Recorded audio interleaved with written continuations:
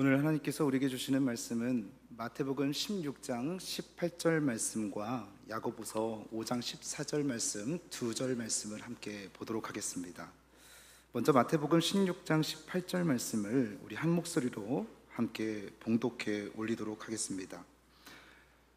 함께 있습니다. 또 내가 내게 이르노니 너는 베드로라. 내가 이 반석 위에 내 교회를 세우리니 음부의 권세가 이기지 못하리라. 아멘. 야고보서 5장 14절 말씀입니다. 함께 읽습니다. 너희 중에 병든 자가 있느냐? 그는 교회의 장로들을 청할 것이요 그들은 주의 이름으로 기름을 바르며 그를 위하여 기도할지니라. 아멘. 아멘. 한 주간 주님의 은혜 가운데 평안하셨습니까? 오늘 시간이 수예배 가운데도 하나님의 선하고 좋으신 응답으로 우리의 마음을 충만하게 충족시켜 주신 은혜가 강물같이 흘러가게 되시기를 주님의 이름으로 간절히 축복합니다. 저는 오늘 병원 같은 교회라는 제목을 가지고 우리 병원과 교회가 비슷한 부분이 있는 것 같아서 함께 말씀을 통해서 어느 부분이 비슷하고 또 우리 교회가 어떤 병원과도 같은 역할을 감당해야 되는지 말씀으로 묵상하면서 함께 나누기를 원합니다. 여러분, 병원에는 몸이 아픈 사람들이 갑니다. 병원에 가는 이유가 내가 어디가 좀 불편한데 어디가 내가 아픈 것이 있는지, 또 왜 이런 아픈 증세들이 나타나는지 자세히 알기 위해서 찾아가죠. 그렇게 병원에 찾아가서 의사에게 어떤 증상들을 말하면서 진찰을 받으면 어떻게 치료해야 될까요? 잘 좀 부탁드릴게요. 잘 좀 봐주세요. 라는 부탁을 우리는 하게 됩니다. 그러면 의사는 우리 몸의 청진기를 대보기도 하고 피를 뽑아보기도 하고 또 엑스레이라는 사진을 찍어보기도 하면서 진찰을 정성껏 하면서 주사를 주기도 하고 약을 주기도 하고 또 어떤 경우에는 수술을 하기도 하는 것이지요. 그렇게 정성스럽게 모든 치료가 다 끝나게 되면 의사는 그냥 안녕히 가세요 라고 말하는 것이 아니라 다시는 이와 같은 고질병에 걸리지 않도록 조심하세요 라고 우리에게 권면하는 겁니다. 마찬가지로 우리 교회도요, 병원처럼 많은 환자들이 와서 어떤 병인지 또 내 안에는 어떤 문제가 있는지 진단을 받을 뿐만 아니라 치료를 받고, 그리고 하나님 내가 앞으로 이런 것 조심하며 살겠습니다 라는 말을 하면서 한 사람을 육적으로 그리고 영적으로 정신적으로 든든하게 세워줄 수 있다고 한다면 하나님이 보시기에 얼마나 아름다운 교회냐라는 생각을 하게 된다라고 하는 것이지요. 그래서 우리 교회도 병원과 같이 사람을 치유하고 회복시키고 건강하게 만들 뿐만 아니라 구원받는 사람들의 수가 점점 더 더해지고 커지는 교회가 되면 참 좋겠다라는 취지를 가지고 오늘 본문 말씀을 함께 준비해보고 나눠보도록 하겠습니다. 여러분, 사실 교회에서 치료한다라고 하는 것은요, 몸의 질병을 치료하는 것을 말하는 게 아닙니다. 물론 하나님의 강권적인 역사하심으로 인해서 몸이 치료되는 역사가 나타나기도 하고 마음에 깊이 내재되어 있는 상처가 치유되기도 하지만 가장 중요한 것은요, 하나님은 이 교회 공동체를 세우신 목적은 사람의 영혼을 회복시키고 치유할 뿐만 아니라 구원받기 위해서 우리 교회 공동체를 주님의 몸된 교회로 세웠다고 하는 것이지요. 여러분, 모든 사람들이 가지고 있는 각자 고질병이 있지 않습니까? 평소에는 괜찮다가도 오랫동안 잘 낫지도 않고 계속 병원에서 찾아가 보지만 정확한 진단도 잘 나오지 않고 주기적으로 또 통증도 찾아와서 이 고약하게 우리를 힘들게 만드는 병을요, 이 고질병이라고 얘기합니다. 근데 성경에 보니까 이 고질병에 걸린 사람이 있었는데 이 사람이 누구냐면 바로 우리가 잘 알고 있는 사도 바울이 그랬습니다. 이 사도 바울이 이 고질병에 어떻게 걸렸는지는 모르겠지만은요, 굉장히 사도 바울을 힘들게 만들었던 것 같습니다. 오죽했으면 자기 스스로도 말하기를 이 고질병을 가지고 가시체라고 말을 했겠습니까? 온몸이 수시로 쿡쿡쿡쿡 쑤시고 힘들게 만들어서 굉장히 고통스러웠던 것 같습니다. 그래서 사도 바울이 집에 돈도 좀 있었고 또 탁월하고 지혜도 풍성하지 않았습니까? 그래서 별의별 약도 그 당시 최고의 약 연고 다 써봤을 것이고요, 최고의 의사도 만났을 겁니다. 심지어 바울 곁에는 이 바울과 함께 선교 여행을 떠났던 사람이 누구냐면 바로 예수님의 제자 가운데 누가라고 하는 사람이 있었지 않습니까? 근데 이 누가의 직업이 무엇이었냐면 의사였던 거예요. 그래서 함께 바울의 선교 여행을 다니다가 보면 이렇게 저렇게 바울이 고질병 때문에 힘들어하면은요, 반드시 누가는 부더니도 바울을 치료하려고 애를 쓰면서 약을 써보기도 하고 또 쉬게 만들기도 하고 옆에서 극진히 간호도 했을 거라고요. 그런데도 이 바울의 병이 낫지를 않는 거예요. 그래서 바울이요, 이 치료하는 방법을 누구에게로 가져가냐면 하나님께로 가져갑니다. 하나님께로 가져가서 하나님, 이 병 좀 치료해 주세요 라고 간절히 이 고린도 후서에서 3번이나 이 고질병을 가지고 기도했더니 하나님 참 무심하시죠. 뭐라고 말씀하시냐면 내 은혜가 내게 족하다 하시면서 그 병 그냥 안고 은혜로 살아가라 라고 말씀합니다. 근데 하나님께서 바울에게 그렇게 말씀하신 이유가 있다는 거예요. 그 질병이 있어야지 너 대쪽 같은 기질과 성격 가지고 있는데 그래야 네가 겸손하게 하나님께서 맡겨주신 사명 잘 감당할 수 있기 때문에 내 은혜가 내게 족하다라고 말씀하셨다는 거예요. 그렇게 보니까요, 우리는 바울을 보면서 이 육신의 질병이라고 하는 것이 나으면 참 좋지만 낫지 않는 경우도 하나님의 뜻에 따라서 그런 경우도 있더라고 하는 것이죠. 그럼에도 불구하고 사랑하는 성도 여러분, 오늘 바울과 같은 질병이 있다 하지만 하나님은요, 우리의 간구, 우리의 소망 반드시 응답해 주시는 하나님을 믿습니다. 하나님이 우리에게 고질병 때문에 고통스러워하고 괴로워하고 또 우리 교구 성도님들 가운데는 신경통으로 굉장히 고통스러워 하시는 분도 있고 병의 원인이 뭔지도 모르는 분들도 있지만 오늘 하나님께서 강권적으로 치유하시고 회복시키시는 은혜가 저와 여러분 삶 가운데 나타나게 되시기를 주님의 이름으로 간절히 소망합니다. 자, 그럼에도 불구하고요, 이 육신의 질병은 말씀드린 것처럼 나을 때도 있고 안 나을 때도 있다고 말씀드렸습니다. 하나님의 뜻에 따라 움직인다고 하는 것이죠. 그런데 그럼에도 불구하고 정말로 나아야 되는 병이 있더라고요. 그 병이 무슨 병이냐면 바로 마음의 병이라고 하는 거예요. 이 마음의 병을 다른 말로 상처라고도 표현합니다. 그냥 우리 안에 갇혀있고 있는 상처, 어렸을 때부터 쭉 자라면서 성장해 오면서 받은 상처들이 너무나 많은데 이 상처들 그냥 수학 문제집 푸는 것처럼 지우개로 쓱쓱쓱쓱 지워듯이 그냥 다 지워버리면 얼마나 좋겠습니까? 그런데 그렇게 지우개로 지우듯이 우리의 상처가 쓱쓱 지워지지 않는다고 하는 거예요.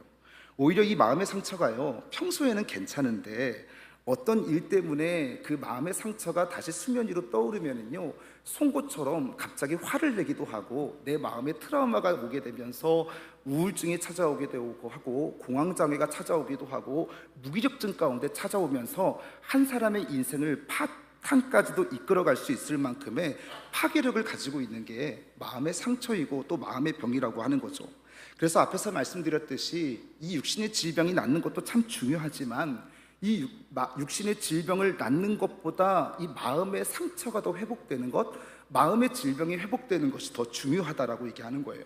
이것이 회복되어야지만이 우리가 하나님의 은혜 가운데서 정말 참된 기쁨을 만족하며 살아갈 수 있는 것이고 사람과의 관계도 사회 가운데 살아가면서 잘 지낼 수 있는 것이고 사회생활뿐만 아니라 직장생활뿐만 아니라 가정생활뿐만 아니라 이 교회 공동체 가운데서도 제대로 신앙생활을 할 수 있다고 하는 겁니다. 마찬가지로 이 마음의 질병 때문에 상처받고 고통받은 사람들이요, 성경에 참 많이 등장을 합니다. 그래서 제가 여러 성경 인물들 가운데 어떤 사람이 상처를 제일 많이 받아봤을까 이렇게 고민을 좀 해봤더니요, 많은 성경의 인물들 가운데 상처를 받은 인물들이 있지만 그래도 제가 그 사람 중에 상처받은 사람 중에 대표적인 한 사람을 꼽자면은요, 사무엘의 엄마였던 한나가 아마 상처투성이 상처로 인해 얼룩진 사람이라고 말씀드릴 수 있을 것 같습니다. 왜냐하면요, 이 한나가 결혼을 했는데 남편이 제사장이에요. 남편의 직업이요, 하나님의 소명을 받은 제사장이었다고요. 지금으로 말하자면 목회자인 것 아닙니까? 근데 목회자가요, 한나가 애를 낳지 못한다 그래가지고 첩을 들인 겁니다. 그때부터 한나의 상처가 얼룩져지기 시작하는 거예요. 아이를 낳지 못하는 것도 상처를 받고 첩을 들이는 것 때문에 상처를 받고 첩이 또 들여왔는데 애를 또 잘나는 것 때문에 상처를 받고, 또 첩이 자신을 구박해서 상처를 받고, 또 거기서 끝난 것이 아니라 첩이 낳은 아이 때문에 또 내가 상처를 받는 거예요. 그러니까 상처투성인 거예요. 그래서 한나는요, 남편 때문에 상처를 받고, 첩 때문에 상처를 받고, 그리고 첩이 낳은 자식 때문에도 상처를 받는 거죠. 너무너무 많은 상처 가운데 얼룩져 살아가고 있더니 너무너무 괴로운 겁니다. 그래서 너무너무 괴로워서 한나가 어디로 가냐면, 나를 도와주시고 나의 눈물을 닦아주시고 나의 문제를 해결해 주실 이 하나님밖에 없다라고 하면서 성전에 가서 기도하지 않습니까? 그렇게 하나님 앞에 나아가서 하나님 앞에 진실로 간구하며 기도했더니요, 하나님께서 마음의 상처를 치유해 주시고 닦아 주실 뿐만 아니라 하나님이 이 한나에게 필요한 모든 것들을 회복시켜 줄 수 있는 모든 상황과 환경을 조성해 주더라고 하는 것이지요. 우리도 마찬가지로요, 직장에서, 가정에서, 또 부모님 때문에, 자녀들 때문에, 친구들 때문에, 심지어는 교회 식구들 때문에 상처를 많이 받을 때가 있습니다. 그런데 그 상처들이 참 오래 가더라고요. 어떨 때는요, 기도도 잘 안 나와요. 너무너무 화가 나가지고요. 그런데 앞에서 말씀드렸던 것처럼 육신의 질병은요, 그냥 저냥 잘 가지고 갈 수 있지만은요, 이 마음의 상처는 꼭 치유받는 저와 여러분들 되시기를 주님의 이름으로 간절히 축원합니다. 그래서 또 한 가지 바라옵기는, 하나님께서 우리의 육신만 치유해 줄 뿐만 아니라 우리 안에 내재되어져 있는 한나와도 같은, 깊숙이 내재되어 있는, 나만 알고 있는, 또 하나님만이 아실 것 같은 그런 내재된 상처들, 오늘 하나님께서 찾아와 주셔서 위로해 주시고 눈물 닦아 주시고, 아까 야고보서 5장 14절 말씀에 봤던 것처럼 우리의 모든 상처들이 회복되고 치유되는 은혜가 저와 여러분 삶 가운데 함께 하시기를 예수님의 이름으로 간절히 축복합니다. 그런데 이 육신의 질병, 또 마음의 질병보다요, 더 크고 무서운 질병이 우리 교회 안에서 치유되어져야 되는 질병이 있습니다. 우리 교회 안에서 꼭 치유되어져야 되는 병이 있는 거예요. 그게 뭐냐면요, 영혼의 병이라고 하는 거죠. 영적 질병이 교회 안에서 우리가 그리스도인이라고 한다면 반드시 치유되어져야 된다라고 얘기하는 거예요. 이 룻이라고 하는 여자가 있는데, 이 룻은요, 몸에 질병은 없었습니다. 그런데 마음의 병이 조금 있었어요. 어떤 마음의 병이 있었냐면, 결혼을 했는데 남편이 일찍 죽었습니다. 그리고 이방 여인으로서 시어머니 나오미를 따라가지고 유대 땅으로 들어왔는데, 이 룻기 1장부터 4장 말씀까지 보면요, 어떻게 이 룻을 수식하고 있냐면, 모압 여인 룻, 모압 여인 룻, 모압 여인 룻 이렇게 말하고 있어요. 그냥 룻이라고 부르지 않고요, 꼭 유대 사람들은 룻을 부를 때 모압 여인 룻, 모압 여인 룻 이렇게 부르는 거예요. 근데 그 말이 무슨 말이냐면, 너는 이방 여인이잖아, 너는 우리가 개 취급을 해도 되는 여인이야, 이런 뜻을 가지고 있는 게 바로 모압 여인 룻이라고 하는 이름이었거든요. 근데 룻기에 보면요, 룻의 이름을 부르는 호칭이 다 거의 대부분 모압 여인이라는 게 수식이 되고 있다고 하는 겁니다. 그런데 그런 얘기를 들으니까 얼마나 멸시와 학대를 받았으니, 수모를 당했으니 마음에 상처가 있었겠습니까?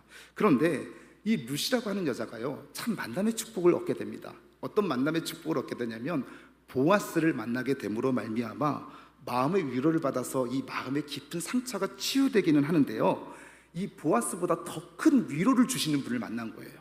그분이 누구냐면 바로 하나님을 만나게 된 것이죠. 이 룻이요, 보아스를 만나서 마음의 상처가 치유되기는 했지만 이 구원받을 수 있는 조건은 부합되어 있지 않지 않습니까? 그런데 이 룻이 하나님을 만나고 자기가 섬기고 있던 모압의 모든 우상들을 다 버리고 하나님을 아버지로 부르면서 하나님의 백성으로서 영적인 모든 질병들이 치유되고 구원받는 인생으로 살아가게 되더라고 하는 겁니다. 여러분, 육신의 질병 그냥 지고 가도 괜찮습니다. 하나님의 뜻인지도 모르겠지만 육신의 질병 그냥 둘 때도 있거든요. 생명을 위협하는 큰 질병이 아니라면 살아가는 데 있어서 이 육신의 질병은 조금 불편할 뿐이지 구원받는 데는 아무런 지장은 없습니다. 다시요, 육신의 질병이 있어서 살아가는 데 조금 불편하고 힘들고 또 사실 낙심될 때도 있고, 이 육신의 질병이 마음의 상처로 갈 수도 있지만은요, 그래도 육신의 질병이 있다고 해서 하나님이 그를 구원하지 않고 구원하고 이런 걸 정하지 않으셨습니다. 육신의 질병이 있다 할지라도요, 예수 그리스도를 주와 그리스도로 영접하고 믿음이 있고 회개하는 마음이 있으면 하나님께서 반드시 그의 영혼도 구원해 주실 줄 믿습니다. 그런데 영혼의 병, 마음의 병도 마찬가지예요. 마음의 상처가 있어서 우리가 인생의 여정을 참 힘겹게 상처투성이로 살아간다 할지라도 여전히 말씀드린 것처럼 예수 그리스도를 주와 그리스도로 영접하고 믿음만 있으면, 구원의 확신만 있으면 구원받는 데는 아무런 지장이 없습니다. 근데 제가 왜 영혼의 질병이 중요하고 회복되어야 되느냐고 말씀을 드렸냐면요, 이것은 다른 것도 아니고 영혼의 질병이 치유되지 않으면 우리가 구원받지 못할 수도 있기 때문에 그런 거예요. 그러게 사랑하는 성도 여러분, 하나님의 하나님 되심을 인정하시고 구원의 복음이 우리의 인생의 여정을 살아가는 데 있어서 조금도 흔들리지 않고 굳건하게 우리의 마음에 뿌리 깊게 박게 됨으로 말미암아 어떠한 환난과 사단의 괴계가, 사단의 계율이 우리를 쥐고 흔들다 할지라도 흔들리지 않고 믿음에 굳게 바로 서는 구원의 확신을 가지고 나아가는 하나님의 존귀한 주의 자녀들 다 되시기를, 의지를 가지고 인내하면서 견뎌내시는 저와 여러분 되시기를 주님의 이름으로 간절히 축복합니다.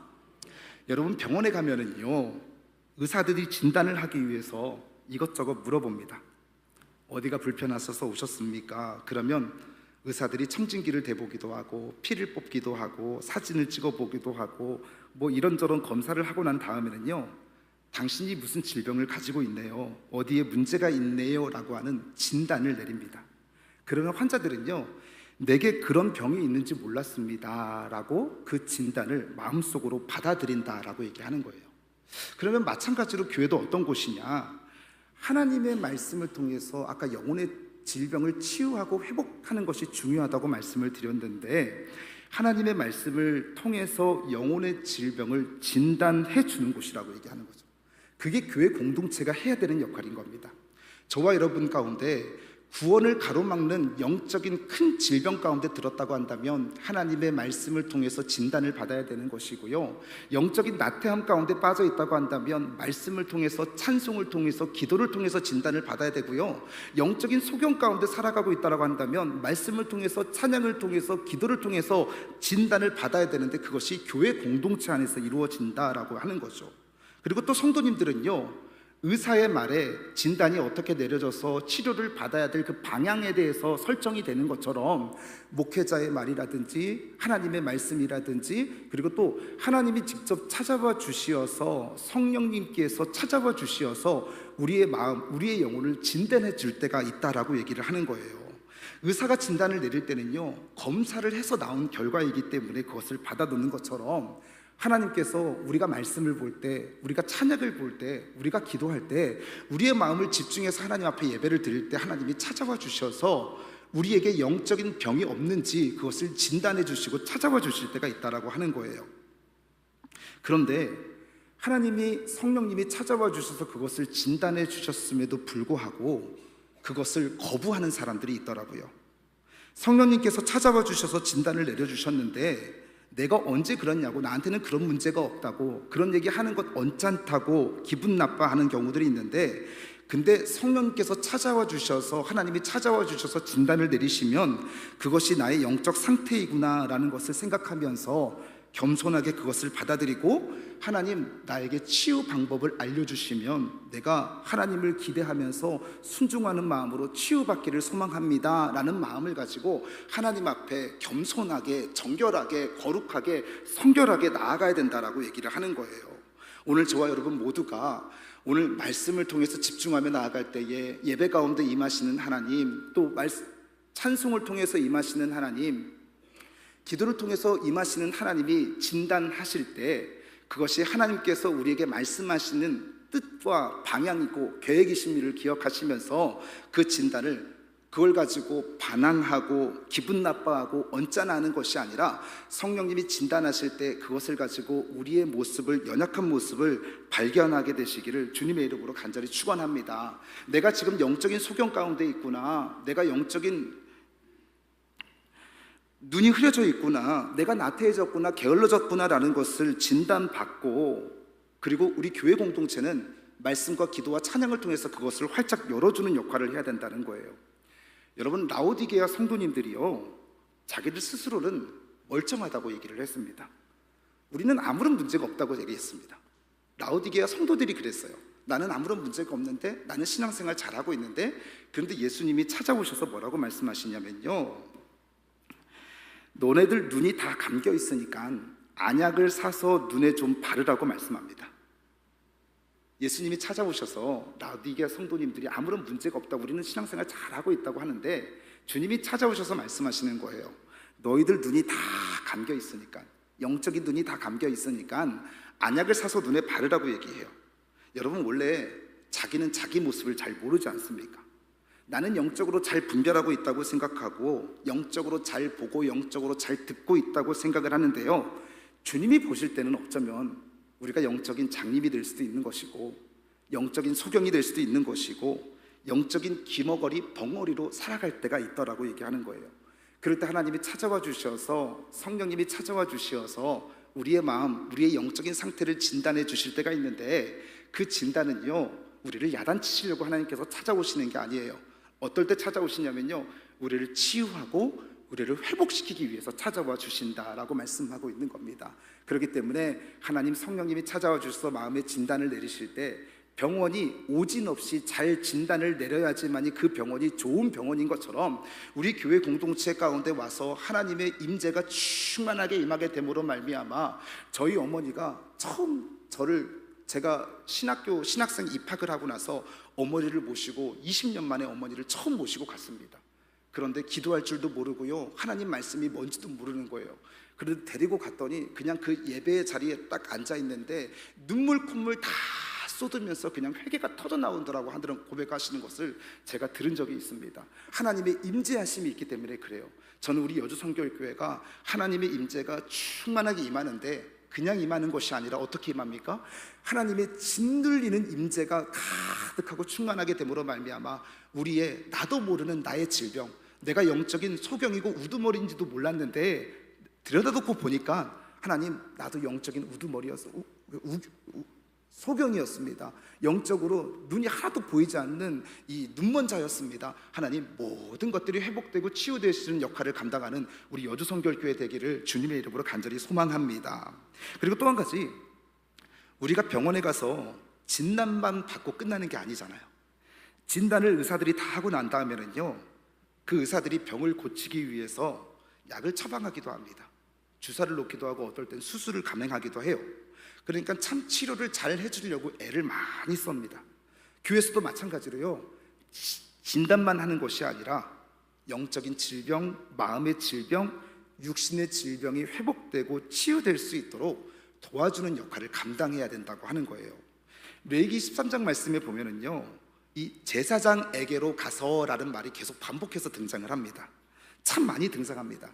이 제사장에게로 가서라는 말은요, 성소로 가시오라는 뜻을 얘기하고 있는 거거든요. 지금도 그렇지만 성소로 가야지 제사장을 만날 수 있는 것 아닙니까? 교회로 가야지 목회자를 만날 수 있는 것 아닙니까? 그렇게 이 성소에 가서 제사장을 만나면은요, 진찰을 해줘요. 어떻게 진찰을 해주나 봤더니 제사장이 이렇게 말을 합니다. 몇 가지 예가 있는데 간단히 좀 설명을 해드릴게요. 레위기 13장 4절에 보니까 이렇게 얘기합니다. 제사장은 그 환자를 이래 동안 가두어 둘 것이며, 이게 치료 방법이래요. 나름 과학적이었죠. 격리시킨다는 겁니다. 그리고 레위기 13장 6절 말씀에 보니까요, 피부병에 대한 치료법도 있습니다. 제사장이 그를 정하다 할 것이요 그의 옷을 빨 것이라, 그리하면 정하리라. 옷을 빨면요, 피부병에서 벗어날 수 있다고도 얘기를 하는 거죠. 또 레위기 13장 33절 말씀에 보니까요, 머리에 뭐가 많이 났답니다. 그래서 그것을 보여주었더니 제사장이 이렇게 하래요. 그는 모발을 밀되 환부는 밀지 말 것이요. 그러면서 그 병에 대한 치료법을요, 제사장이 다 알고 진단을 내리는데, 근데 이 찾아오는 환자들의 자세가 어떤 줄 아십니까? 그 제사장이 이야기하는 치료법을요, 잘 받아들이면서 따라가더라고 얘기하는 거죠. 간혹 어떤 분들은요, 의사보다 똑똑한 분들이 계십니다. 의사가 지어주는 약 먹어봐야 소용이 없더라. 나도 이것 때문에 오랫동안 고생했는데 이렇게 해보니까 오히려 회복이 잘 되더라, 먹먹하더라, 그러면서 카더라 통신들이 참 많이 있습니다. 의사의 치료법을, 진단을 내리고 정확한 치료 방법을 제시했음에도 불구하고 그것을 거부하고 무시하는 분들이 있더라고요. 그러다가 점점 더 커져서 쉽게 치료할 수 있는 병이 나중에는 무서운 병이 될 가능성이 커진다는 거예요. 여러분, 제가 전도사 때, 지금은 그분이 여자 장로님이 되셨습니다. 한 집사님 한 분이 계셨는데 전도사님, 얼굴에 점이 참 많은데 내가 점을 좀 다 빼줄까요? 그러시는 거예요. 제가 요즘 점 하나 빼는데 1,000원씩인데 너무나 비싸지 않습니까? 라고 그랬더니 아니, 제가 그냥 다 뺄 수 있다고 그러면서 그러면 해보시라고 해서 저도 참 미련하죠. 얼굴을 이렇게 댄 거예요. 그랬더니 빙초산하고 밀가루를 쭉 섞으시더니 얼굴에 점을 툭툭툭툭툭툭 바르기 시작하는 거예요. 이게 얼굴이 하얀 점들이 가득한 채 그 다음날 학교를 갔더니 지금 저희 아내가 그 모습을 보고 도대체 얼굴에다가 무슨 짓을 했느냐고, 큰일 날 짓을 했다고 얘기를 하는 거예요. 온통 얼굴에 화상을 다 입어가지고요, 그게 점이라도 빠졌으면 안 억울할 텐데 그대로 점이 다 도드라지게 나오고, 근데 지금 그분이 장로님이 되셨습니다. 얼마나 속이 상하던지요. 근데 저희 어머니도 참 대단하신 분입니다. 저희 어머니께서 제가 고등학교 때 발에 좀 습진 때문에 고생을 했거든요. 그랬더니 어디서 이상한 소리를 들어와서 발에 락스를 풀어놓고 담그면 깨끗하게 치료되더라 라고 얘기합니다. 3분까지는 괜찮았습니다. 5분이 지나면서 락스가 제 살을 파고 들어가는 걸 느꼈습니다. 얼마나 고통스럽고 따가운지. 제가 소리를 지르는데 어머니는 조금만 더 참아, 조금만 더 참아 이러시는 거예요. 여러분, 쉽게 의사의 진단을, 처방을 받고 진단을 받으면은요, 작은 병 그냥 쉽게 고칠 수도 있는데 그냥 카더라 하면서 잘못 진단받으면 그게 생명을 위협할 수도 있는 병이 될 수 있다라고 얘기하는 거예요. 그러니까 병원에 가서 진단을 받았으면 겸손하게 의사가 하라는 대로, 시간이 치료받는 과정 가운데 좀 걸릴 수는 있겠지만 반드시 회복이 일어나더라고 하는 거죠. 저는 우리 여주성결교회 성도님들 모두가, 아니 우리 여주교회가 우리 목회자들이 하는 설교를 통해서 진단을 받을 뿐만 아니라 치유받는 은혜가 있기를 소망합니다. 하나님의 말씀을 일찍이 와서 묵상하고 있는데 내 마음의 영혼의 질병이 진단받을 뿐만 아니라 치유받는 은혜가 나타나기를 소망합니다.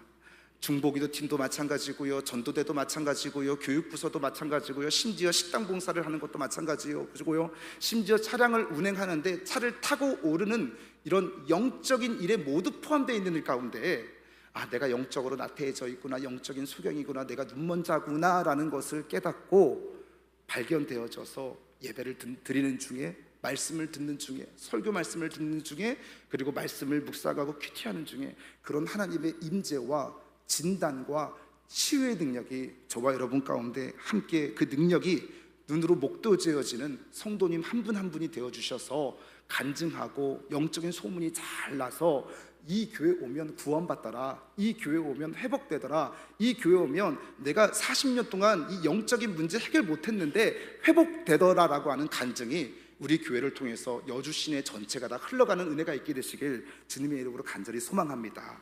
그리고 마지막으로 의사들은요, 환자들을 다 치료한 다음에 환자가 퇴원할 때 하는 말이 있습니다. 무슨 말을 하냐면, 앞으로 그 병 걸리지 않게 조심하세요.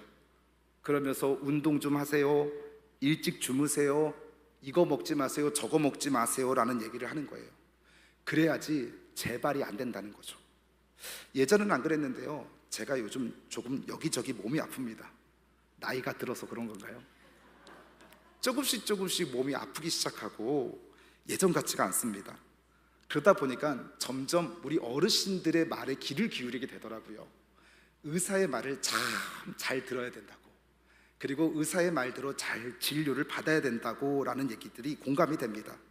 그런데 의사들 가운데도 여러 의사들이 있지 않습니까? 제가 참 요즘 말을 잘 듣고 신뢰가 가는 의사가 누구냐면 한의사 말을 잘 듣습니다. 한의사. 지난번 공을 차다가 제가 오른쪽 발목을 심하게 접질러서 인대가 많이 늘어나서 병원을 찾아갔더니, 한의원을 찾아갔더니 침을 놔주더라고요. 근데 정말 침이 신기하게도 퉁퉁 부었는데 다리도 못 디뎠거든요. 근데 침을 탁 맞으니까요, 발을 디딜 수 있게 되는 거예요.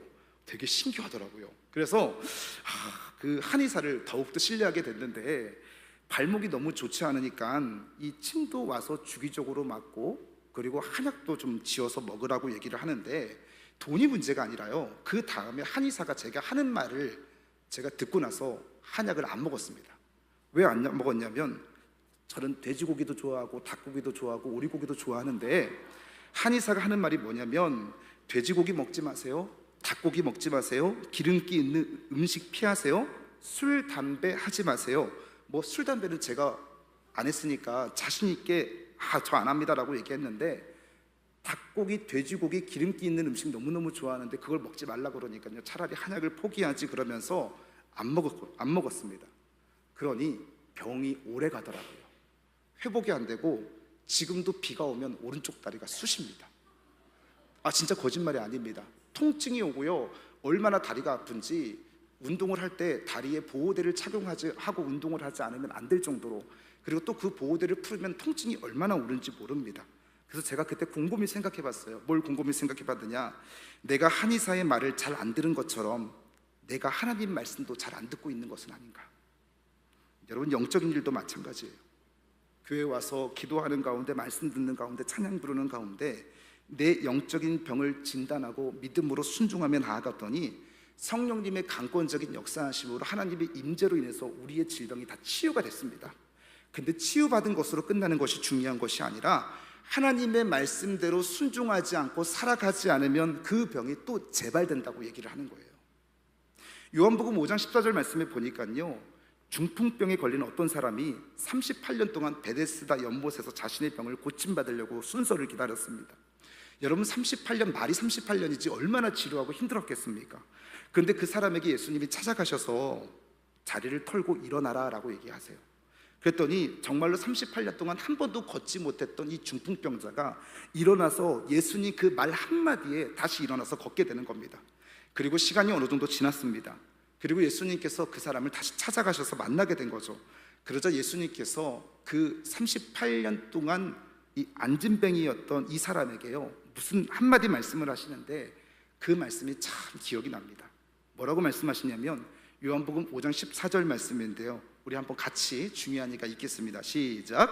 그 후에 예수께서 성전에서 그 사람을 만나 이르시되, 보라, 네가 나았으니 더 심한 것이 생기지 않게 다시는 죄를 범하지 말라 하시니라고 말씀하는 거예요.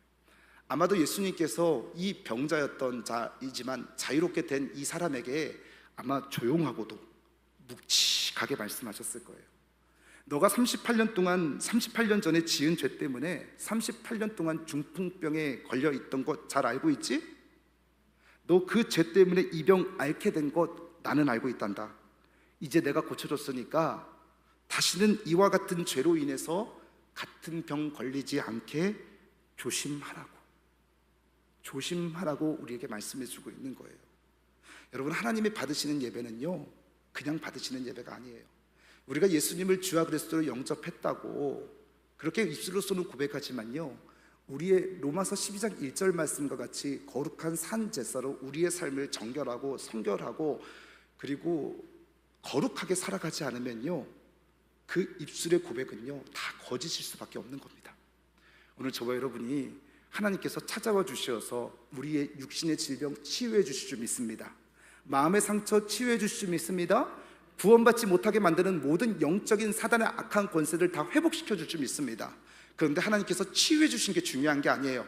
다시 이와 같은 질병 범하지 않고 이와 같은 죄 범하지 않도록 저와 여러분이 부단히 노력할 때, 그리고 그런 마음을 가지고 하나님 앞에 감사함으로 또 부단히 인내하면서 노력하면서 드리는 예배를 받을 때 하나님께서 받으시는 아벨의 제사가 될 수 있다는 것을 기억하시면서 오늘 저와 여러분 삶 가운데 이 병원 같은 교회가 우리 교회 공동체를 통해 흘러갈 뿐만 아니라 아름다운 교회 공동체의 성도님 한 분 한 분 다 되시기를 주님의 이름으로 간절히 축복합니다.